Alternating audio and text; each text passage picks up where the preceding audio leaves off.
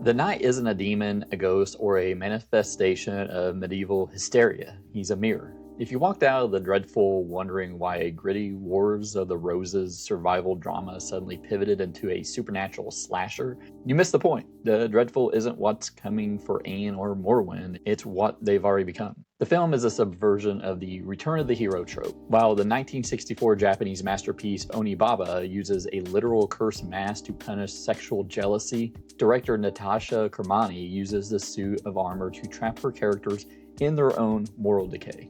The knight is the physical manifestation of the scavengers of death.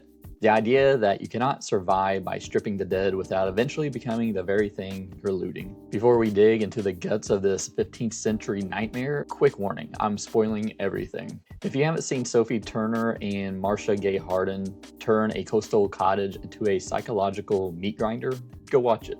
Or don't. I am a voice on the internet, not your priest. We start in 1455, the tail end of the Middle Ages, where the Wars of the Roses serves as more than just a historical backdrop. It's a meat grinder that turns men into ghosts and women into monsters. From the jump, Kermani establishes that Anne and Morwen aren't just waiting for their husbands, they are actively consuming the wreckage of the war. Morwen's murders at the coastal cove aren't just for survival, they're almost ritualistic. Notice the juxtaposition of Morwen's prayer in her pilfering. She uses weaponized scripture to justify her body snatching. In her mind, the Lord provides, and if the Lord provides a dying soldier with a silver brooch, who is she to argue? This isn't just evil, it's a failure of faith. She just replaced the Holy Trinity with the Holy Commodity. The film is screaming at you that Morwen has already lost her soul long before the knight shows up. Enter Kit Harington's Jago. He arrives with the sad news of Seamus's death. But look at his blocking in every scene. He's always hovering near the threshold, never quite fitting inside the home. Jago is the catalyst of the stray dog energy. He's a deserter, which in 15th century is a death sentence. But more importantly, he represents the savagery of the battlefield leaking into the domestic space. He doesn't love Anne, he wants to own the last clean thing he remembers. His presence creates a pressure cooker because he is a mirror of Morwen.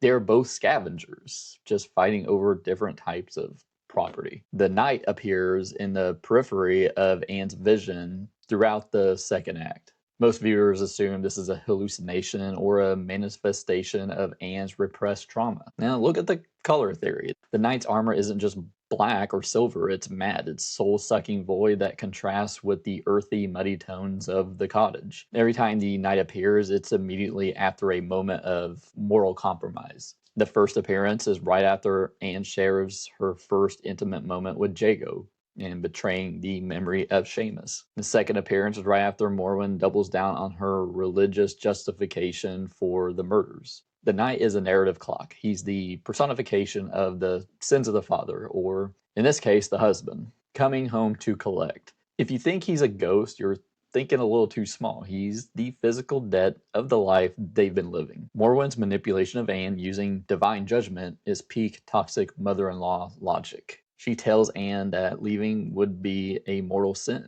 Morwen isn't worried about Anne's soul. She's worried about her labor force. If Anne leaves with Jago, who's going to help Morwen drag the bodies out of the surf? It's the ultimate stupid character logic trap. Anne stays out of a sense of duty to a woman who's literally a serial killer. The tragedy isn't that Anne is trapped by the knight. She's trapped by a distorted version of family values that died the moment Seamus marched off to war. The third act of The Dreadful shifts the stakes from will they survive the war or will they survive each other. As Jago's stray dog energy turns from desperate to predatory, he attempts to force Anne to flee with him, revealing he didn't just witness Seamus's death, he abandoned him. In the chaos, the knight finally reaches the domestic sanctuary, Morwen. Fueled by a cocktail of religious mania and property-guarding instinct, I suppose, attacks the knight with the same brutality she uses on the drowned soldiers. The helmet comes off, and it isn't a demon, it isn't a stranger,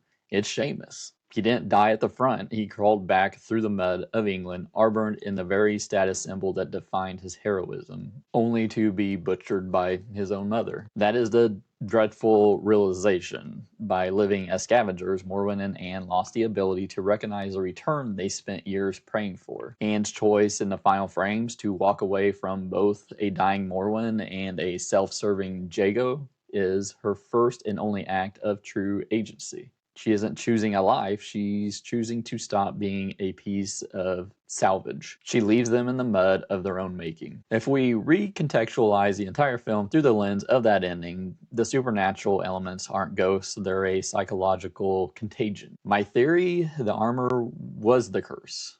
In Onibaba, the mask is physically stuck to the face as a divine punishment. In The Dreadful, the armor functions as a sensory deprivation tank. Seamus couldn't speak, couldn't see, and couldn't be recognized. The film argues that the war isn't a place you go, it's a suit of iron you can never take off. Seamus was dead the moment he put it on.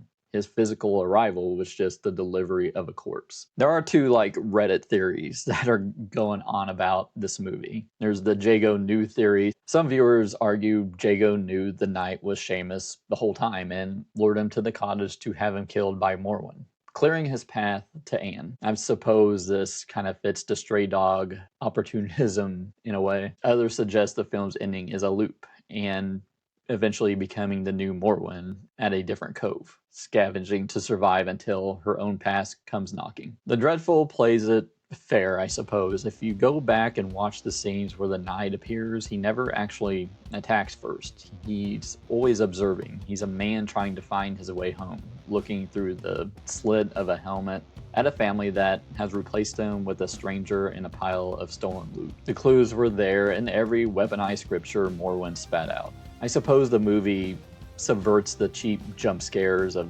modern horror for a guilt punch of Greek tragedy. Although I found the movie pretty boring, honestly. But what is your take on the ending of The Dreadful?